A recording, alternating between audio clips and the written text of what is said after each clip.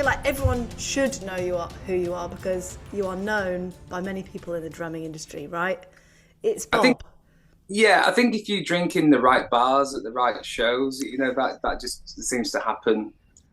you know, or you just get like that annoying guy DMing you, going, "Come on, have you thought about doing this?" Or or just try and solve problems. Really, I think that's the mo. Maybe. I feel like that's accurate, actually. Yes. Well, welcome on in to Drama Mamas. Thank you. And I want to know about your start in drumming. Oh, crikey. So there was parchment involved. There was old money. No, the year was 1984. My mum had got tickets to see Queen for her 40th birthday. So in the year leading up to 1985, all we did was listen to the greatest hits. Now, it was a TDK 60, and it turns out the greatest hits by Queen is longer than that. And so years later, I was like, oh, this is my favourite album. Oh, what's this one? I don't recognise that one because I never heard it. So we'd just travel around doing whatever life in 1984, 85. And then I kind of really resonated with Roger Taylor and Queen. And as a band goes, you can't really get much better than Queen, can you? So I pestered my parents, I think from 1985 to 1988 to learn drums. And when I was 10, they said yes. And it's been downhill since then. No. Oh, that's awesome. Did you have lessons? I did. What did you do? Yeah, so I had lessons. My first drum teacher was a guy called Kenny Leach, Leitch, because I have a funny name. My wife married a Wynne. She was Katie Ford and hates having a name that no one can spell. And my drum teacher was a Leach. My God, that's got all kinds of connotations for how you could spell it. So I always remember Leitch, and he was an older guy. He was in his 60s, and I remember there's a Unbelievable by EMF came out, and I went in going, "Can I learn this?" He went, "We don't do that here." Turned to page 64. I went, "Okay." So it was definitely old school. Now, I get it. He's like, "You learn my way or the highway," and there was no mobile phones. There was no internet. I had a Commodore 64. The games would take 5 minutes to load, and he just said, "Yeah, well, I'm in. I want to play drums." And the fact that I've been playing for 18 months and he wanted me to play demi-semi-quavers on page 64 of the Buddy Rich book is a little bit barbaric. However, yeah, all right. Yeah, my doubles suck. Thank you for telling me that. you know? It builds character, though, right? I guess. And if there's one thing I need. So, how does that influence you as a teacher? I'm interested on a few things when you Sure. decided to teach drums and how that really came about for you. Yeah. So I started like most people do. There's a kid in your village that wants to learn the drums, and that's how I started. I come from a long line of teachers. My dad's parents were teachers, a head teacher and home economics teacher. All my cousins are teacher. My sister is a head teacher, and she was on TV last year. Actually, she had a gladiator go to her school to encourage good living, which is pretty cool. Yeah. And my dad was a lecturer at college, so it's kind of in the blood. And I passed my driving test when I was 17, and I had no choice. My parents said, "We are sick of carrying your shit around. Can you do it yourself, please?" Which, and again, if you've ever picked up a 22 by 16 Pearl BLX, you'll appreciate it because they're bloody heavy, you know. And then, so I had a student on a toy drum kit, but we just made it work. He wanted to play, and then I went to music college, so that was tough on him because I moved 30 miles away. But then at the college I was at, they had this thing called Saturday College where they invited local kids in. And they paid like threepence halfpenny, and they group lessons. You could learn guitar, singing, keyboards, drums, and so I just jumped on that. And then after I did that for 3 years whilst I was at music college, and then I got into a Robbie Williams tribute band in 1999 because he was massive, and did a load of touring with that. Did 4 months in Dubai, and then managed to jump on another tour around Denmark in a circus, which was quite interesting. And then I came back, and I had a pot of cash, and I wanted to buy a house. And my dad said, "Have you got enough to buy a house with just these gigs that you're doing?" And I said, "Well, no, not really, or I can't guarantee the income." He said, "Well, you need something that you can do during the day, or Monday to Thursday when you're not gigging." And then I thought it over, and I was talking to Paul Monday, who's a legend in Yorkshire, and I hope the country, Paul Monday drums in Doncaster. And I was talking to him, you know, said, "How's it going?" He said, "Oh, I'm doing this gig, that gig." And I said, "I thought about doing some teaching." And he went, "You should." And I went, "All right, I will." You know, Paul Monday says I should teach. He said, "There's a guy in Barnsley, he's no better than you, he's no worse than you, he's doing really well with it. I think you'd be quite good." And turns out he wasn't wrong. What a relief. I wanted to talk about your students and how you're really active in giving them a chance to perform. Can you tell us why you think that's so important and what they get out of that? There's a lot of, I think I'm going to kind of like go post-pandemic. There's a lot of kids that just don't understand what happened before.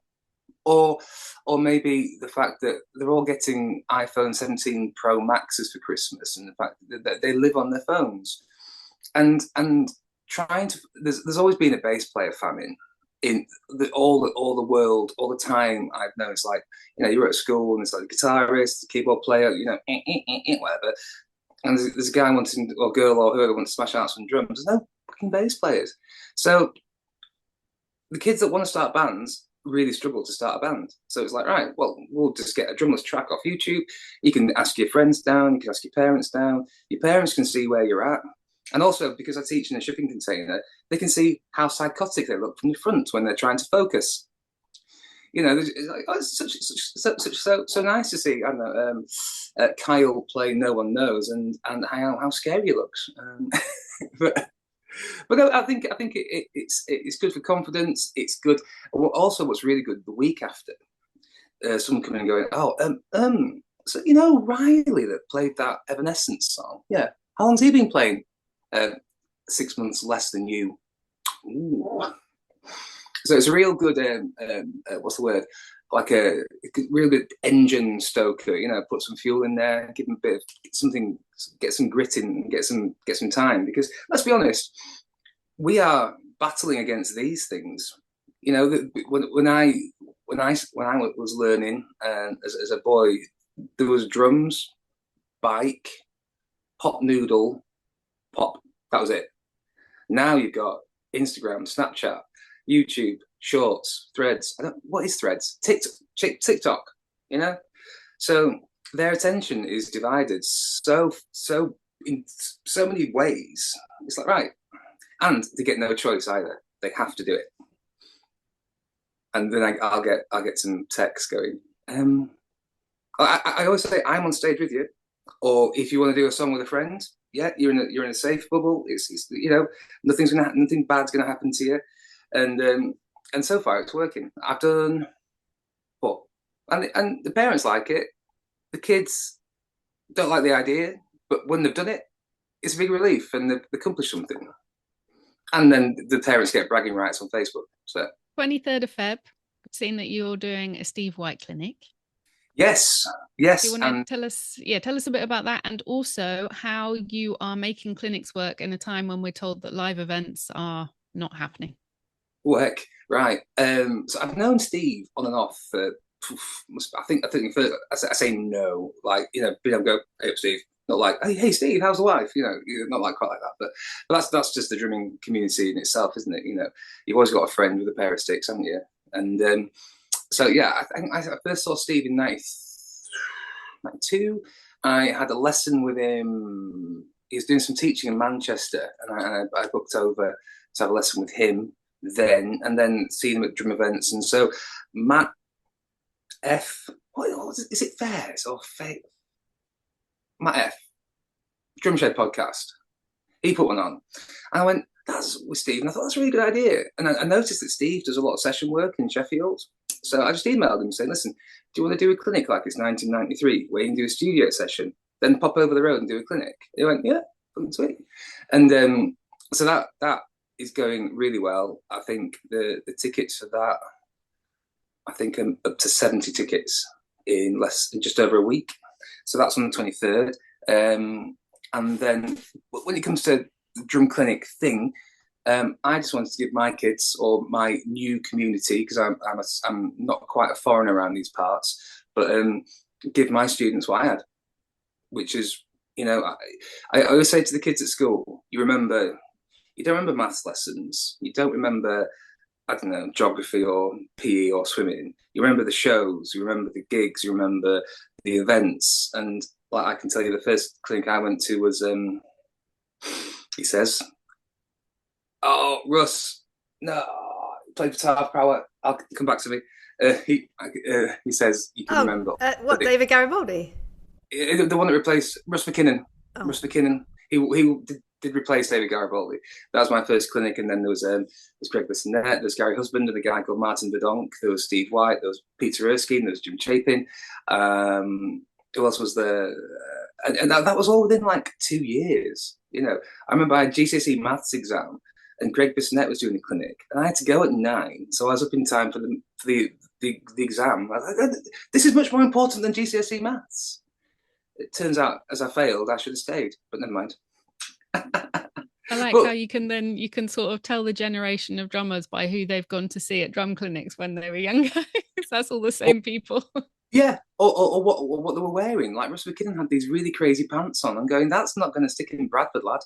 Just knowing people, you have access to, the whole thing with Greg worked out because I was listening to Matty's podcast and on the way to a gig in Norwich, and so I got plenty of time. And Todd Shuckerman and was saying, "Oh, I'm coming to the UK," and I met Todd a couple of times. Been to watch Styx twice and had drinks afterwards and stuff. And I said, look, I said to Matty, I said, look, if you can put me in touch with Todd, I'd happily host him. And why wouldn't you? Because he's great. And we've become good friends now. Every time we see each other, it's great. And because I'm a foreigner, I'm less of a foreigner around here. We'll book Todd and I'll find a venue. Yeah. And after a bit of digging, I found a venue.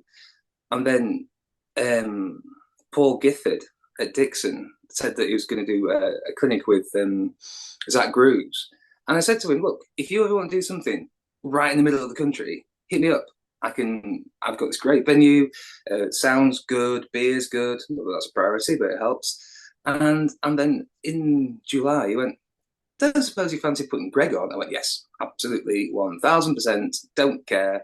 Yes, let's get Greg in after, I think it's the UK Drum Show, I think. So if I can keep doing that, and the thing is, anyone could do it. It's just people don't want to take a risk, or sometimes, money comes into it.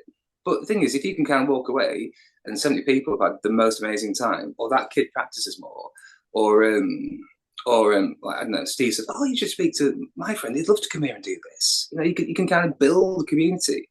And again, like I teach, majority it's like 10 to 17-year-olds with the odd I'm going to say mature student in the most polite way possible. But the thing is, I haven't even approached my students about this. I've just been getting people in the local area. So I'm getting to know my new community, and it's great. I think, probably, it might need to touch wood, but we might have to do 2 nights because I might run out of tickets, which is positive, You are very encouraging of girls playing drums, and you're very, very supportive to me and Gemma. So we wanted to say thank you for that.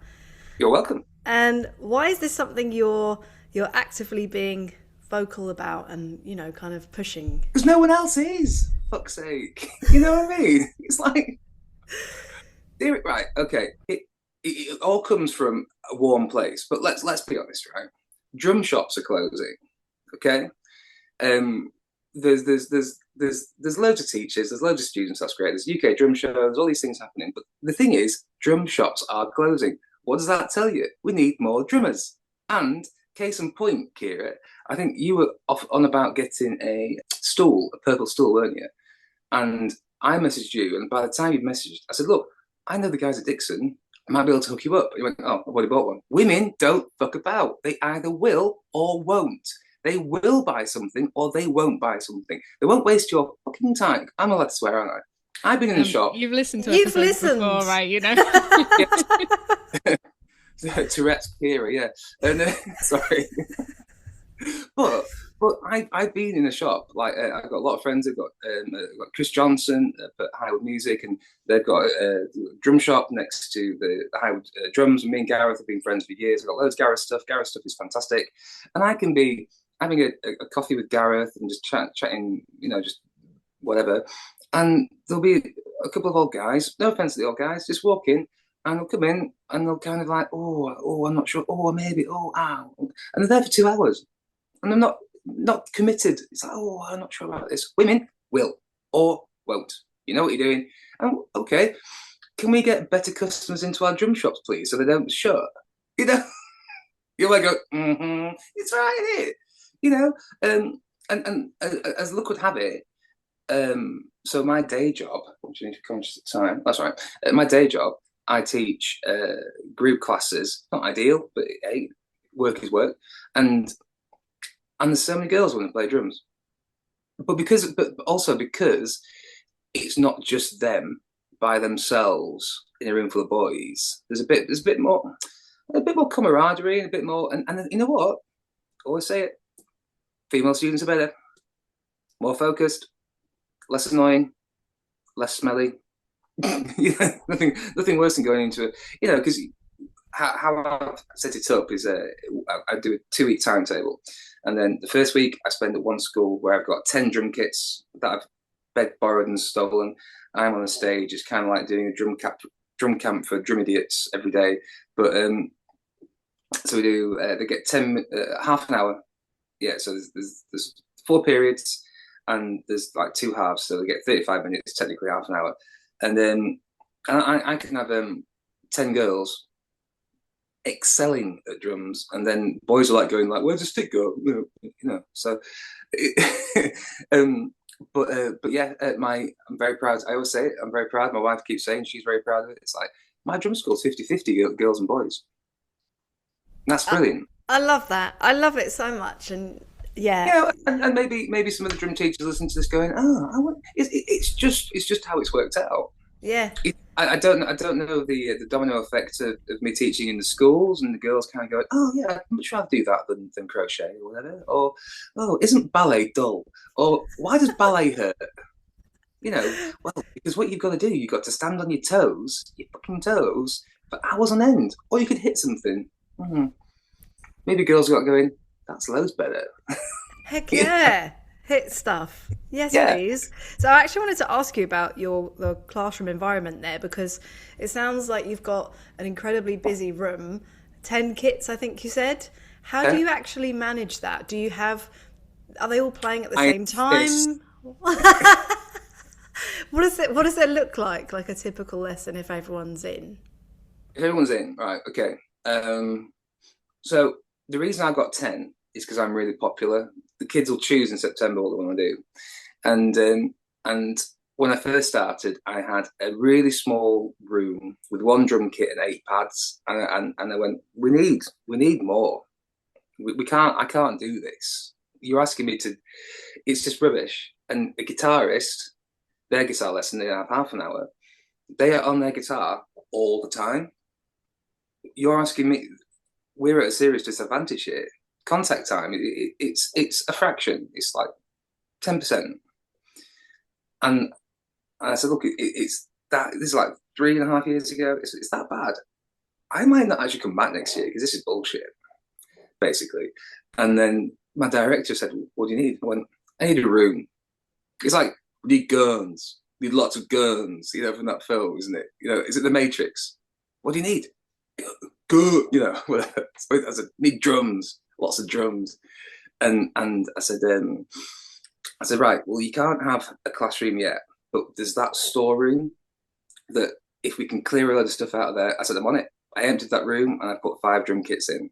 So the 5 drum kits, I kind of sourced them from Marketplace and whatever. And I think I did 18 months in this store, in this storeroom. And then there was a break in the timetable, and my director said, "Look, you can have a classroom next year." I went, cool.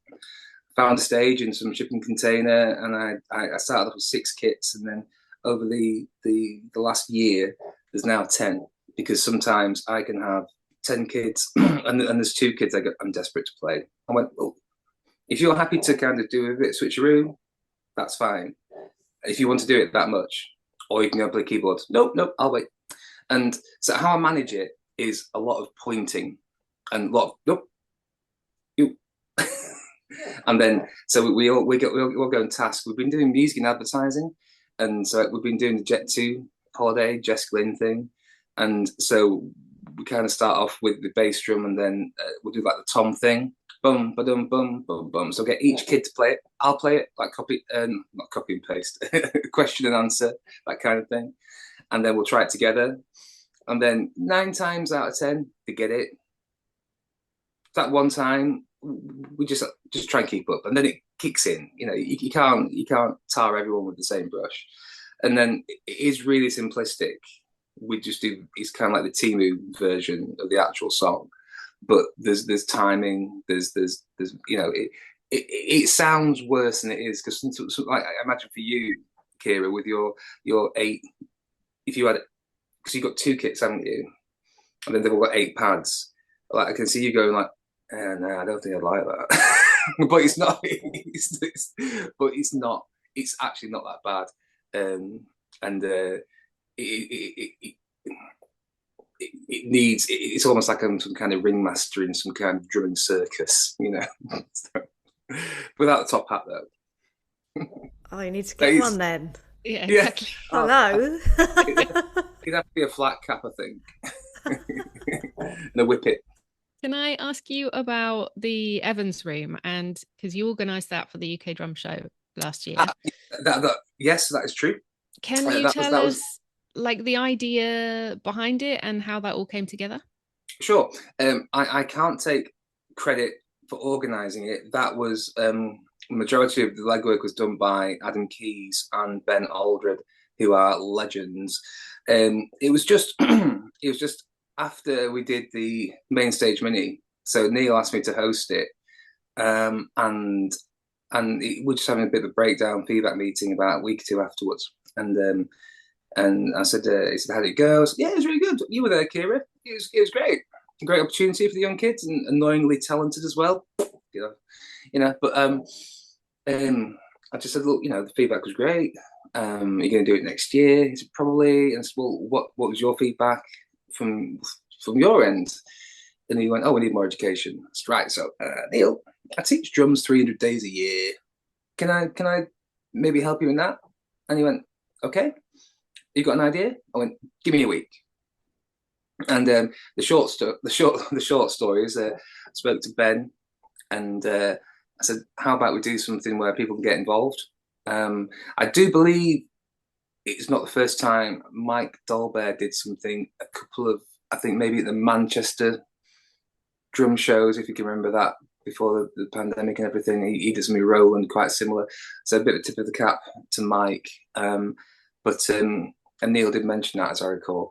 And I spoke to Ben. I said, look, what are the chances that we can get some Evans pads in the room and we can kind of make everyone happy? And he went, yeah, I can commission 20 pads or 21 pads. I went, cool. What about bass drum pads? And he went, I remember the email, we might need to measure your expectation. I went, that means no. Doesn't it? It means, it's like, no, you're pushing it.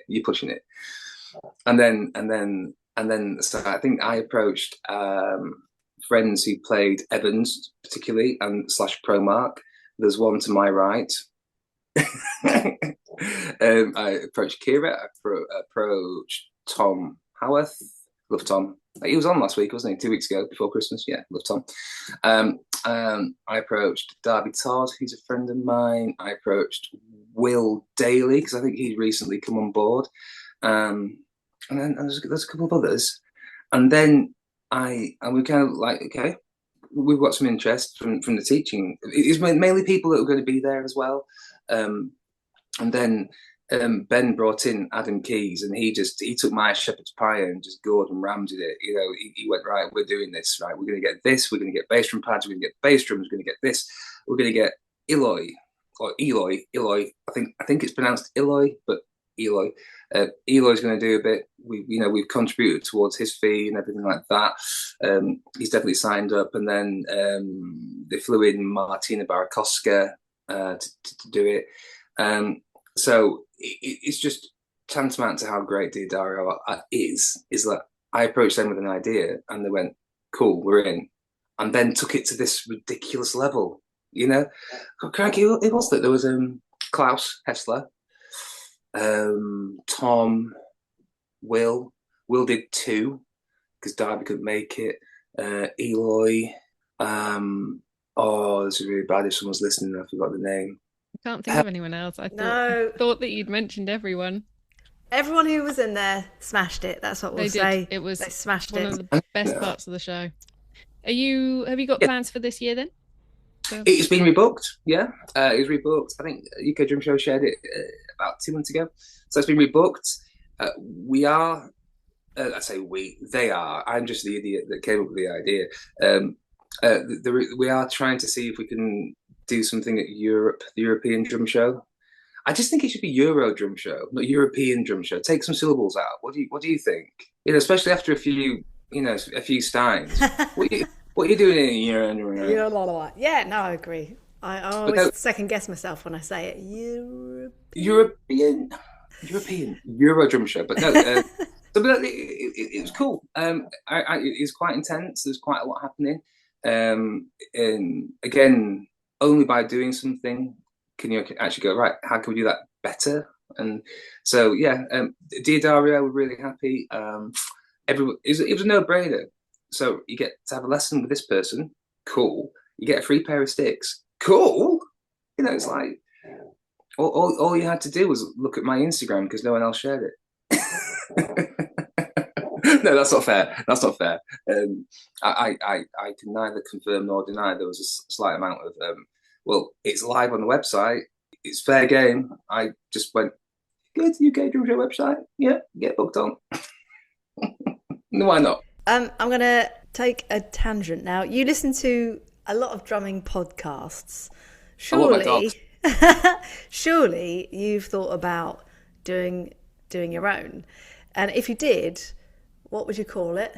And what would be the angle that you take with it? I don't know. It'd probably have to be something nerdy like let's talk 90s drums because the ones from the 50s and 60s fall apart or something. It'd have to be like, talking about the different finishes of a Yamaha Rock Tour Custom, mellow yellow, hot red, cobalt blue, black sparkle black, Arctic white. It'd have to be so nerdy that there'd be like 3 people listen to it. Oh, no, that's so niche. You've got your first episode there already, by the way. I mean, yeah, I know a lot of drummers would love that, I'm sure. But it's also a question of time, and I don't think I could give it. I had a Zoom call with a previous guest of yours, Stan Bignell, and he did his Pocket and Chops podcast, and it was utterly fantastic. It was like Michelin star podcast with all the edits and the bits and music in the background, and again they say that like if you get past your first 5 podcasts, you're good.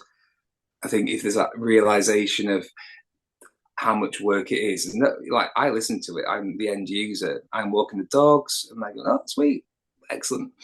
And but if you got to physically do that, I'm a complete caveman. I'm parchment and quill. I've got no chance of doing something like this. Absolutely no chance. I am too. I've just to prove, I've got my notepad and pen here, but Kira's converted me. Well, you see, what I have this app for when I do deck gigs. Not very often these days, but I have this app called iTwerp. So what I do, because all these deps have got their iPads on stage, I write the stuff out, take a picture, so I don't look like an idiot.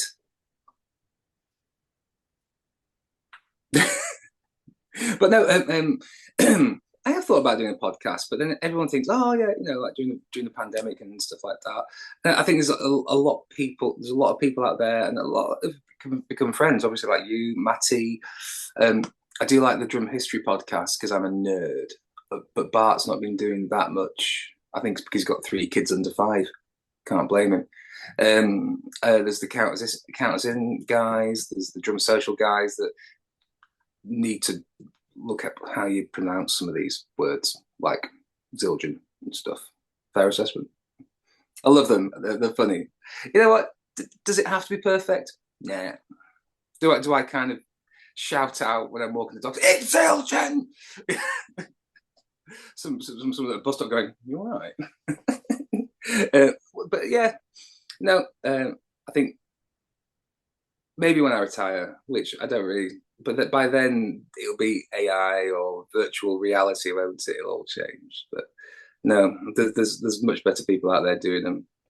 Is there room for more podcasts? Maybe, but I've only got 7 days in a week. So Monday, I've just nearly finished the is it Ellie East one?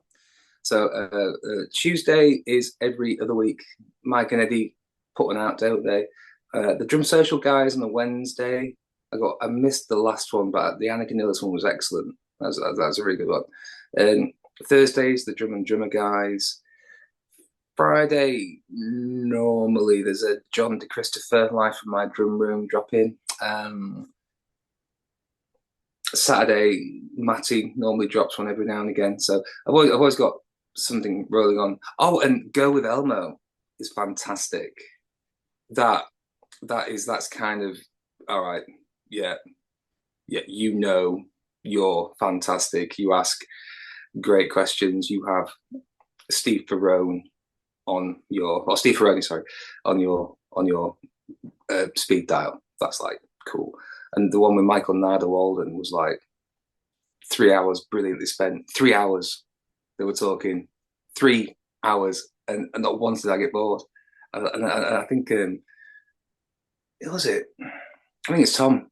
I said, Tom, it's some episode of a guest, and I said it's long, but it's kind of like Lord of the Rings good, It's, it's like 3 hours. Fuck, brilliant. Have you? I take it you watched, listened to them, Gemma? Yeah, like some of them. I'm not a regular listener, just because I'm doing too much other stuff.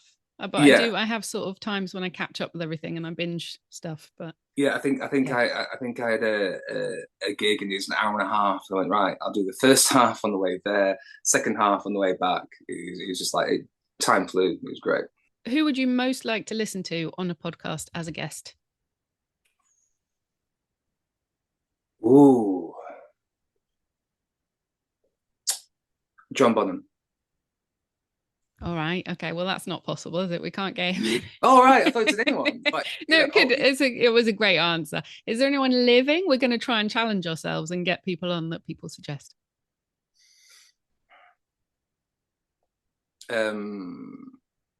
Chuck Sabo. All right, challenge accepted. I'm not sure what he's up to now, but he was the most for me, kind of aspiring to be a session musician. He was my benchmark. He was kind of like, he worked with Natalie Bruglia, maybe. He says about people pronouncing things wrong. Sorry, guys. He also did an album which I utterly loved. It was by XTC. It's called Wasp Star and Apple Venus, and his playing on that was just beautiful. Like, and a guy that I think Steve will know Chuck. I'm pretty sure. I think last time I saw Chuck was at not Drum Tech, the other one. Was that BIM? I think. I don't think it was BIM. I think it's before BIM. MI maybe MI Drum Tech. Something like that. I had some friends of mine working there, and one of my students was desperate to go there, and he went for an interview. I said, "Look, if you can get, I think it was ACF. It was in Ealing. If you can get an interview there and an interview at Drum Tech on the same day, I'll drive you down." Nothing to do with me buying a DW drum kit in Acton. Nothing to do with that at all. Nothing to do with that. And Chuck was teaching there. I was like going, fuck, if you come here, you get to have lessons with him. No brainer. Chuck Sabo. All right, cool. We'll get on it. Not many people may know this about you, but you are, in fact, a drummer papa. How long have you been a dad for? Oh, I can tell you. If you can read Roman numerals, that long. I can read them usually, but my eyesight is not that good. I'm in denial too, Gemma. My wife and child bought me. I said, I want a monocle, just for menus. Menus, everything else fine. Menus, why is it so small? It's always so dark when you need to read them as well, isn't it? It's like dark and small text. Can you just have less items on your menu, please? So yeah, I'm a very proud father. I've been. What's the question again? I'm a drummer papa. How long have you been a dad? Thank you. Since the 11th of March 2018. That is the first time I met Beth, and we've kind of grown our relationship. You need to be really careful. You can't go. It's been, as my wife says, she's had to grow your own best mate kit for so Beth would have been she's 22. Yeah, she was 28. No, she'd been 20. Yeah, 8 years ago. So so we met on Mother's Day in 2018. Katie and I had randomly re-met on Instagram the December before, and yeah. So I just, you can't go in like a bull in a china shop. You need to respect the boundaries, which I did. And if ever she needed anything, she knew she could call me. It was quite nice when I kind of rocked up once and went, "Oh, your boyfriend likes Tool, doesn't he?" And he went, "Oh yeah, we love Tool. Oh, there's some set lists from a gig I went to watch." And it's like, cool. And it's all like she's a massive Slipknot fan, and I got Eloy to sign because Evans have remembered everything apart from a stick bag, and I had a stick bag with me just in case. I went, "Then we got a stick bag. Eloy needs a stick bag." I went, "Yeah, you can have my stick bag as long as he signs it to my daughter."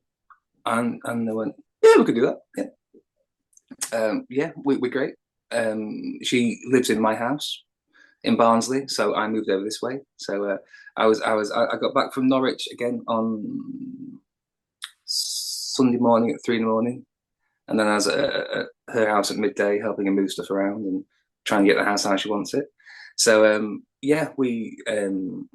it's wonderful, and she's beautiful, she's intelligent, she's independent. It's great.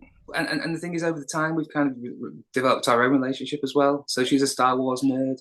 And imagine my joy when she's got a Star Wars dressing gown during the pandemic, and I've got one, and we took a picture. It was ace. It's great. And then we can talk about the Mandalorian. And Katie's just not bothered about Star Wars. She went, "Nah, not bothered." And then if Katie has to be up early and I don't, I'll watch the Bad Batch or the one with Skeleton Crew, and I'll send a picture and send it to Beth and go like, "Yeah, I'm on episode 3. Where are you?" It's great. Is there anything else up and coming that you'd like to talk about? Annoyingly, there's some pretty cool stuff that someone else might know about that we can't probably talk about. It's quite annoying, isn't it? I haven't heard much, but there's going to be some really cool stuff happening this year. My good friend Eddie van Dongen from the Netherlands, he's going to be popping over again. Did you catch up with Eddie? He's lovely. Yeah, I met him at the show. Right. Yeah. I keep promising myself I will try and engage Beatnote for my transcription and stuff like that through Derek. So kind of Derek and Eddie were kind of like doing the thing together, and then I get a text from Eddie on Sunday morning going, "Could we do some content in the room?" I went, "Yeah." And then he walked in with, "Is it Andrea? Do you know Andrea? Is he your part of the world?" Yes, so, from is it? Yes, he's in London. Yeah. Yeah, but again, it's like you go to these shows, you're there going, "Right, we've got this, this, and this, and this," and then someone says, "How about we do? Can we do this? Can we do that?" It's like, why not? It's all good. Other things to talk about, possibly the European Drum Show, Euro Drum Show. Are you going to be there, Gemma? Undecided. Okay. It's really hard to get there for me. Ironically. I don't think it's going to be easy for us either, because I think, I just hear nightmares. I went, why did you pick that place? I'll tell you what, this has been wonderful. No, it's all good. We've got through all the questions at exactly the right time. So yeah, perfect. Thank you so much for coming on. Thank you for all of your support, and we will put all of your links in the show notes so people can follow you on Instagram, and then they can book tickets to your events as well. If it's not already sold out, obviously. 23rd of Feb, Steve White, might all be gone by then, but we'll see. Perfect. Thank you, ladies. Pleasure. Thank you. Have a great day. Thank you so much for listening. As always, we really and truly appreciate it. If you like this episode, please do feel free to leave us a positive review, as it will help other people find us too. Until next time, take care.